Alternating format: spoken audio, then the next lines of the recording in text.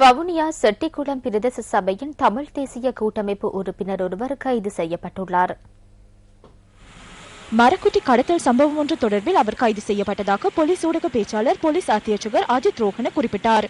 செட்டிக்குளம் வனப்பகுதியில் சட்டவிரோதமாக மரம் வெட்டிய சம்பவத்துடன் தொடர்புடைய பிரதான சந்தேக நபரான குறித்த பிரதேச சபை உறுப்பினர் கடந்த 23ஆம் தேதி போலீசாரிடம் இருந்து தப்பிச் சென்றிருந்தார். கைது செய்யப்பட்ட குறித்த நபர் இன்றைய தினம் நீதிமன்றத்தில் ஆஜர்படுத்தப்பட உள்ளார். இந்திய இடைத்தங்கல் முகாம்களில் உள்ள இலங்கை அகதிகளுக்கு நிரந்தர வீடுகளை நிர்மாணித்துக் கொடுப்பதற்கு தீர்மானிக்கப்பட்டுள்ளது. தற்காலிக இடைத்தங்கல் முகாம்களில் தங்கியுள்ளவர்கள் எதிர்நோக்குகின்ற பிரச்சினைகளை கருத்தில் கொண்டு இந்த நடவடிக்கை எடுக்கப்பட்டதாக அந்நாட்டு தகவல்கள் குறிப்பிடுகின்றன. இதற்கமைய தெரிவு செய்யப்பட்ட இடைத்தங்கல் முகாம்களில் கட்டம் கட்டமாக சுமார் 2500 வீடுகள் நிர்மாணித்துக் கொடுக்கப்படவுள்ளதாக த ஹிந்து செய்தி வெளியிட்டுள்ளது. இதற்காக 25 கோடி இந்திய ரூபாய்கள் ஒதுக்கப்பட்டுள்ளதாக தமிழக நிதியமைச்சர் பன்னீர்செல்வன் வரவு செலவு திட்டத்தின் போது அறிவித்துள்ளார். இதேவேளை அகதிகளுக்காக மாதாந்தம் வழங்கப்படும் சலுகை தொகை அதிகரிக்கப்பட்டுள்ளமை குறிப்பிடத்தக்கது.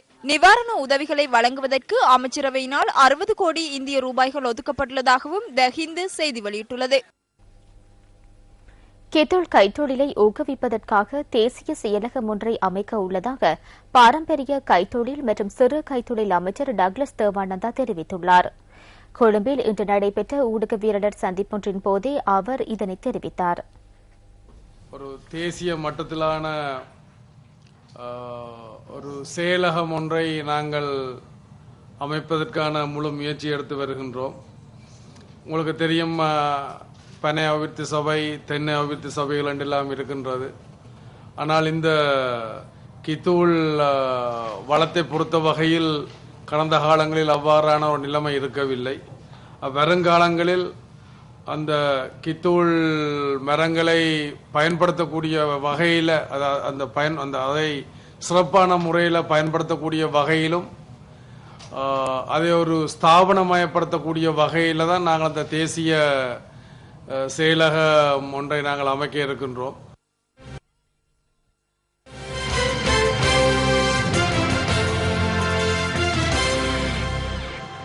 மரக்குற்றிகளில் சிற்பம் செதுக்கும் கலைஞர்கள் மத்தியில் இருக்கின்றனர். அந்த வகையில் மட்டக்களப்பு மாவட்டத்தின் படுவான்கரை பிரதேசத்தின் 37ஆம் கிராமத்தில் வசிக்கும் இவர் தச்சு தொழிலையே தனது ஜீவனோபாய தொழிலாக மேற்கொண்டிருந்தார். இருப்பினும் பொழுதுபோக்கிற்காக சிற்பக்கலையை பின்பற்றி தன்னுள் மறைந்திருந்த அதீத திறமையை வெளிப்படுத்தி தற்போது இலங்கையின் பெரும்பாலான பகுதிகளுக்கு இவரால் செதுக்கப்பட்ட சிற்பங்கள் காண கிடைக்கின்றன. இதுவரை சுமார் 800 சிற்பங்களை செதுக்கியுள்ள தனது சிற்பக்கலையை ஊக்குவித்து உதவி புரிய இதுவரை முன்வரவில்லை என்பது இவரின் அங்கலாய்ப்பாகும். ஐக்கிய தேசிய கட்சி தலைமையகமான சிறிகொத்த மீது தாக்குதல் நடத்தி சேதம் விளைவித்ததாக கூறப்படும் சம்பவம் தொடர்பில் சிலருக்கு எதிராக ஒழுக்காற்று குழுவை நியமிப்பதற்கு கட்சியின் தலைவர் ரணில் விக்ரமசிங்க தீர்மானித்துள்ளார். இன்று நடைபெற்ற கட்சியின் செயற்குழு கூட்டத்தின் போதே இந்த தீர்மானம் எடுக்கப்பட்டது. சிறிகொத்த மீது தாக்குதல் நடத்தப்பட்டதாக கூறப்படும் சம்பவம் தொடர்பில் ஜனாதிபதி சட்டத்தரணி ஸ்ரீநாத் பெரேராவின் தலைமையில் நியமிக்கப்பட்ட குழுவின் அறிக்கை இன்று செயற்குழு கூட்டத்தின் போது சமர்ப்பிக்கப்பட்டது. இது தொடர்பில் இன்றைய செயற்குழு கூட்டத்தில் உறுப்பினர்கள் பல்வேறு கருத்துக்களை வெளியிட்டனர். குழுவின் அறிக்கைக்கமைய தென் மாகாண சபை உறுப்பினர் மைத்திரி குணரத்ன, மேல் மாகாண சபை உறுப்பினர் ஷிரா லக்திலக்க, லால் பெரேரா உள்ளிட்ட சிலருக்கு எதிராக ஒழுக்காற்று குழு ஒன்றை நியமிக்க தீர்மானிக்கப்பட்டுள்ளதாக அதில் குறிப்பிடப்பட்டுள்ளது.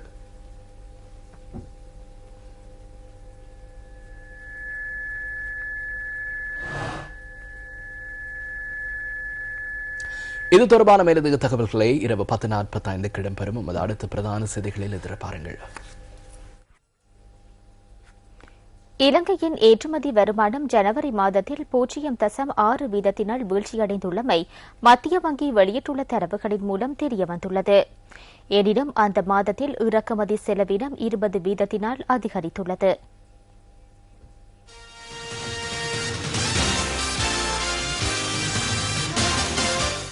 ஜனவரி மாதத்தில் இலங்கையின் இறக்குமதி வருமானம் $917 மில்லியன் அமெரிக்க டாலர்கள் என மத்திய வங்கி வெளியிட்டுள்ள இலங்கையின் வெளிநாட்டு வர்த்தகம் தொடர்பான தரவுகளின் மூலம் தெரியவந்துள்ளது. எனினும் ஜனவரி மாதத்தில் இறக்குமதிக்காக 1883.3 பில்லியன் அமெரிக்க டாலர்கள் செலவிடப்பட்டுள்ளது. இதன் மூலம் 965.5 மில்லியன் அமெரிக்க டாலர்கள் பற்றாக்குறை நாட்டிற்கு ஏற்பட்டுள்ளது. கடந்த வருடம் இதே மாதத்துடன் ஒப்பிடுகையில் 50% அதிகரிப்பு ஏற்பட்டுள்ளமை குறிப்பிடத்தக்கது. எனினும் வெளிநாடுகளில் உள்ள இளைஞர்கள் மூலமாக நாட்டிற்கு 473 மில்லியன் அமெரிக்க டாலர்கள் வருமானம் பெற்றுக் கொள்ளப்பட்டுள்ளதுடன் சுற்றுலாத்துறை மூலம் 88 மில்லியன் அமெரிக்க டாலர்கள் வருமானம் ஈட்டப்பட்டுள்ளது. மத்திய வங்கி தரவுகளின் பிரகாரம் அரசாங்கம் 296 மில்லியன் அமெரிக்க டாலர்களை அந்நிய செலாவணியாக ஈட்டியுள்ளமை தெரியவந்துள்ளது. இலங்கையின் இசைத்துறையில் புதியதொரு பரிணாமத்தை ஏற்படுத்தும் மாபெரும் நிகழ்ச்சியே சக்தி சூப்பர் ஸ்டார். இம்முறை சக்தி சூப்பர் ஸ்டார் சீசன் 4 இறுதிச் சுற்றுக்கு தெரிவாகியுள்ள 15 பேருள் செல்வராஜா செல்வ ரஜீவனும் ஒருவர். அவர் தொடர்பிலான தகவல்கள் இன்றைய எமது என்டர்டெயின்மெண்ட் ஃபர்ஸ்டில்.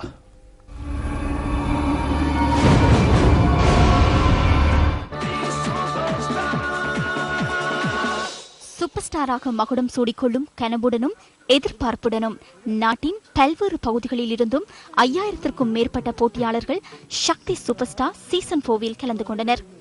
இவர்களுள் எத்தனையோ தடைகளையும் போட்டிகளையும் தாண்டி இறுதி சுற்றுக்கு தெரிவாகியுள்ள 15 போட்டியாளர்களின் திறமை பாராட்டத்தக்கது. இந்த 15 போட்டியாளர்களுள் தனக்கான திறமைகளை அறிந்து தனக்கே உரித்தான பாணியில் பாடி ரசிகர்களை வெகுவாக கவர்ந்து வரும் போட்டியாளரே செல்வராஜா செல்வராஜீவன். கிளிநொச்சி பளை பிரதேசத்தை புறப்படமாக கொண்ட இவர் யாழ் ஹார்லி கல்லூரியில் கல்வி பயின்றுள்ளார். பள்ளி பருவத்திலிருந்து இசைத்துறையில் ஆர்வம் கொண்ட செல்வராஜீவன் தற்போது யாழ் பல்கலைக்கழகத்தின் சங்கீத பீடத்தில் 1ஆம் ஆண்டில் கல்வி பயின்று வருகின்றார். மெல்லிசை மற்றும் கர்நாடக பாடல்களை பாடுவதில் இவர் திறமை மிக்கவர் என்பதும் குறிப்பிடத்தக்கது. 3 பிள்ளைகளை கொண்ட குடும்பத்தில் 2வது பிள்ளையான செல்வராஜீவனின் சக்தி சூப்பர் ஸ்டாராக மகுடம் சூடும் கனவு ஈடேறுமா? சக்தி சூப்பர் ஸ்டார் சீசன் 4 இறுதி சுற்றுக்கு தெரிவாகியுள்ள மற்றொரு பாடகர் தொடர்பான பார்வை எமது நாளைய என்டர்டெயின்மெண்ட் ஃபர்ஸ்டில்.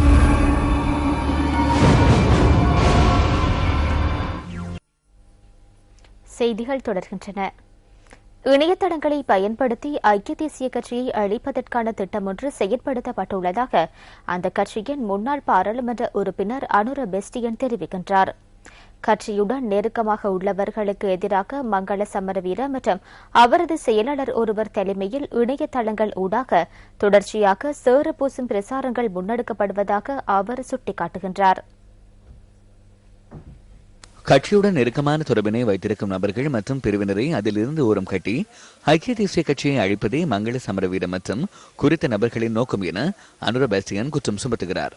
මංගල සමරවීර මහතාත් එතුමා යන හැමතැනම එතුමා පිටිපස්සේ ඉන්නවා ෆර්ඩිනැන්ඩස් කියලා පුද්ගලයෙක් ලේකම්වරයෙක් හැටියටයි කියන්නේ. ஐக்கிய தேசிய கட்சியை நேசிக்காத ஐக்கிய தேசிய கட்சியை சீர்குலைக்க முயற்சிக்கும் நபர்களும் கட்சிக்குள் இருக்கின்றனர். இவர்களில் ஒருவரை மங்கள சமரவீர. மங்கள சமரவீர மற்றும் அவர் செல்லும் அனைத்து இடங்களுக்கும் அவருக்கு பின்னால் இருக்கும் பெர்டினாண்டஸ் மற்றும் ஒருவர் ஆவார். அவர் மங்கள சமரவீரவின் செயலாளராக செயற்படுகிறார். இவர்கள் தற்போது புதிய திட்டம் ஒன்றை முன்னெடுத்துள்ளனர். இவர்களுக்கு கீழுள்ள 2 இணையதளங்களை பயன்படுத்தி தற்போது கட்சியின் சிரேஷ்ட உறுப்பினர்களுக்கு சேறுபூசும் நடவடிக்கைகளை முன்னெடுத்துள்ளனர். மாலை வேளையில் கேளிக்கை விடுதிகளில் சந்தித்து சேறுபூசும் திட்டங்களை தீட்டுகின்றனர். ஐக்கிய தேசிய கட்சியை துண்டிப்பதற்கு முயற்சிக்கின்றனர். மங்கள சமரவீரவுடன் ரகசிய பேச்சுவார்த்தைகளை நடத்தி ரணில் விக்ரமசிங்க உடன்படிக்கை ஒன்றை ஏற்படுத்திக் கொண்டுள்ளார். ஐக்கிய தேசிய கட்சியில் போட்டியிடுவதாக இருந்தால் போட்டியிடும் சந்தர்ப்பத்தில் யானை சின்னத்தை பயன்படுத்தாமல் ஐக்கிய தேசிய கட்சிக்கு பாதிப்பு ஏற்படும் வகையில் நடவடிக்கைகளை மேற்கொள்வதற்கான உடன்படிக்கையை ஏற்படுத்திக் கொண்டார். நான் ரணில் விக்ரமசிங்கவையும் மங்கள சமரவீரவையும் நீதிமன்றத்தில் நிறுத்தினேன். இதன்போது எனக்கு நிலையியல் கட்டளை ஒன்று கிடைத்தது. நான் பாராளுமன்ற உறுப்பினராக இருந்தபோது அவர் பெரகரா மாவட்டத்தில் அரசாங்கம் அமைத்துக் கொடுத்த வீடுகளில் துணி தைத்துக் கொண்டு இருந்தமை எனக்கு ஞாபகத்துக்கு வருகிறது. குறிப்பாக ஐக்கிய தேசிய கட்சியை ஒழிப்பதற்கு முயற்சிக்கும் இவர்களை கட்சியிலிருந்து ஓரம் கட்டுமாறு நான் வேண்டுகோள் விடுக்கிறேன். නැති කරන්න හදන මේ උදවිය එක්සත් ජාතික පක්ෂයෙන් නිර්පා අරින්න කියලා මං ඉල්ලා හිටිනවා. අද පැහැදිලිවම වෙන්නේ රනිල් වික්‍රමසිංහ මහත්මයා උබුදුමු ශ්‍රී ලංකා කියන වැඩපිළිවෙල කිසිසේත්ම ප්‍රති ரணில் விக்ரமசிங்க புபுதமு ஸ்ரீலங்கா திட்டத்தை முற்றாக நிராகரிக்கவில்லை என்பதே இன்று தெளிவாக உறுதியாகிறது. நான் ஏற்கனவே கூறுவதை போன்று புபுதமு லங்கா போன்ற இந்த நாட்டுக்கு மிகவும் பொருந்தாத செயற்திட்டத்தை நாட்டுக்கு முன்னுரிமை உரைக்குள் இட்டு காண்பிக்க முயற்சிக்கின்றனர். அவர் அவருடைய அறிவித்தல்களையும் திருடியதை நீங்கள் அறிவீர்கள். ரணில் விக்ரமசிங்க இன்று மக்களை தவறாக வழிநடத்துகிறார். ஆட்சிக்கு வருவதற்காக ஜனாதிபதி ஜார்ஜ் புஷ்ஷின் பெயரை விற்கிறார். ஆட்சியை கைப்பற்றுவதற்காக புத்தர் பெருமானின் பெயரையும் விற்கிறார். அதே போன்று அவரது பெயரையும் விற்கிறார். ජෝර්ජ් බුෂ් ජනාධිපතිතුමාගේ නම විකුණගෙන එක පැත්තකින් එතුමා බලයට එන්න බුදුහාමුදුරන්ගේ නම විකුණනවා. ජෝර්ජ් බුෂ් ජනාධිපතිතුමාගේ නම විකුණනවා. ඒ වගේම අපෙත් නම විකුණනවා. இணையதளங்களூடாக இவ்வாறு சேறுபூசும் நடவடிக்கையில் ஈடுபட்டுள்ள நபர்களின் செயற்பாடுகள் தொடர்பிலான தகவல்கள் ஏற்கனவே லஞ்ச ஊழல் ஒழிப்பு ஆணைக்குழுவிடம் சமர்ப்பிக்கப்பட்டுள்ளது. அவர்களின் வங்கிக் கணக்குகளுக்கு பணம் கிடைத்த விதத்தை ஆட்சேபித்து லஞ்ச ஊழல் ஒழிப்பு ஆணைக்குழுவிடம் சமர்ப்பித்த முறைப்பாடுகள் பற்றிய தகவல்களும் எம்மிடம் உள்ளன. வடபகுதி கடற்பரப்பில் இந்திய மீனவர்கள் அத்துமீறி பிரவேசிப்பதை கண்டித்து வடமராட்சி வடக்கு மற்றும் வலிகாமம் கடற்றொழிலாளர்கள் இன்று பேரணி ஒன்றை ஏற்பாடு செய்திருந்தனர். பேரணியாக சென்ற ஆர்ப்பாட்டக்காரர்கள் வடமராட்சி வடக்கு பருத்தித்துறை பிரதேச செயலாளரிடம் மகஜர் ஒன்றையும் கையளித்துள்ளனர். இந்த பேரணியில் 21 கடற்தொழிலாளர் சங்கங்களைச் சேர்ந்த சுமார் 2000 மீனவர்கள் கலந்து கொண்டிருந்ததாக எமது பிராந்திய செய்தியாளர் கூறினார். வடபகுதி கடற்பரப்பில் இந்திய மீனவர்கள் அத்துமீறி பிரவேசித்தல் உள்ளிட்ட பல்வேறு விடயங்களை கண்டித்து இந்த ஆர்ப்பாட்ட பேரணி முன்னெடுக்கப்பட்டது. எனவே இந்த விடயம் தொடர்பில் அரசாங்கம் உரிய நடவடிக்கை எடுக்க வேண்டும் என ஆர்ப்பாட்டத்தில் கலந்து கொண்டவர்கள் வலியுறுத்தியுள்ளனர்.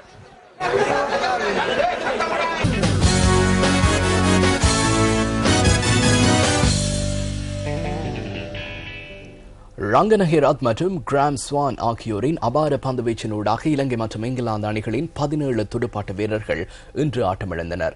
இரு நாடுகளுக்கு இடையிலான முதலாவது டெஸ்ட் கிரிக்கெட் போட்டியின் 2ஆம் நாளான இன்று இங்கிலாந்து அணி தனது முதலாவது இன்னிங்ஸில் அனைத்து விக்கெட்டுகளையும் இழந்து 193 ஓட்டங்களை பெற்றது. ஆட்ட நேரம் நிறைவின் போது 2ஆம் இன்னிங்ஸில் துடுப்படுத்தாடி வந்த இலங்கை அணி 5 விக்கெட் இழப்புக்கு 84 ஓட்டங்களை பெற்றிருந்தது. காலையில் நடைபெறும் இந்த போட்டியின் முதல் இன்னிங்ஸில் துடுப்படுத்தாடிய இலங்கை அணி 318 ஓட்டங்களுக்கு சகல விக்கெட்டுகளையும் இழந்தது. அணித்தலைவர் மஹில ஜாவதன 180 ஓட்டங்களை குவித்தார். பந்துவீச்சில் ஜேம்ஸ் ஆண்டர்சன் 72 ஓட்டங்களுக்கு 5 விக்கெட்டுகளையும், சமித் பட்டேல் 27 ஓட்டங்களுக்கு 2 விக்கெட்டுகளையும் வீழ்த்தினர். முதல் இன்னிங்ஸில் துடுப்படுத்தாடிய இங்கிலாந்து அணி சார்பாக அணித்தலைவர் ஆண்ட்ரூ ஸ்ட்ரோஸ் 26 ஓட்டங்களையும், ஸ்டுவர்ட் பிராட் 28 ஓட்டங்களையும் பெற்றனர். 52 ஓட்டங்களை பெற்றிருந்த நிலையில் ரங்கனஹேராத்தின் பந்துவீச்சில் இயன் பெல் ஆட்டமிழந்தார். இங்கிலாந்து அணி 193 ஓட்டங்களுக்கு அனைத்து விக்கெட்டுகளையும் இழந்தது.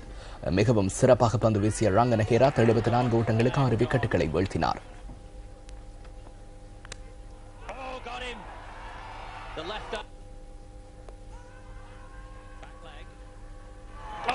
Goes the finger.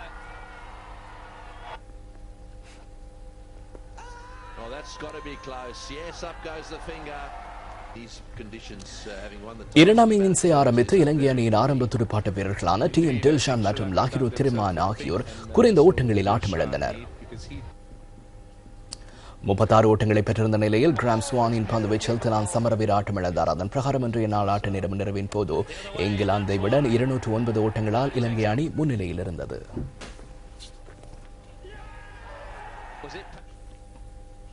இத்துடன் நியூஸ் ஃபர்ஸ்ட் இரவு 8 மணி பிரதான செய்திகள் நிறைவடைந்தன. அடுத்த பிரதான செய்தி அறிக்கை இரவு 10:45 இடம்பெறும். வணக்கம்.